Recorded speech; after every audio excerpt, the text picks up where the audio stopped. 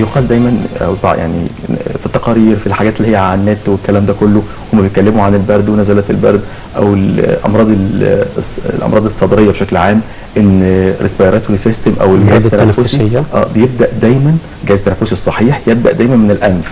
عشان كده يقول لك انت عندك جيوب انفيه هي اللي عامله لك حساسيه في الصدر، او انت بتكح كتير زي حالاتي كده برضو، انا بيجي لي جيوب انفيه بكح كتير. هل الموضوع ده له علاقه؟ هل الجيوب الانفيه او التهاب الجيوب الانفيه او الحساسيه بتاعه الانف ليها علاقه بالكحه او بالحساسيه في الصدر؟ الاول كنا بنقسم زمان، كنا بنقسم الجيوب الانفيه الى او الجهاز التنفسي عامه الى جهاز تنفسي علوي وسفلي. ما عادش الكلام ده، بقى الجهاز التنفسي واحده زي ما انا شرحت.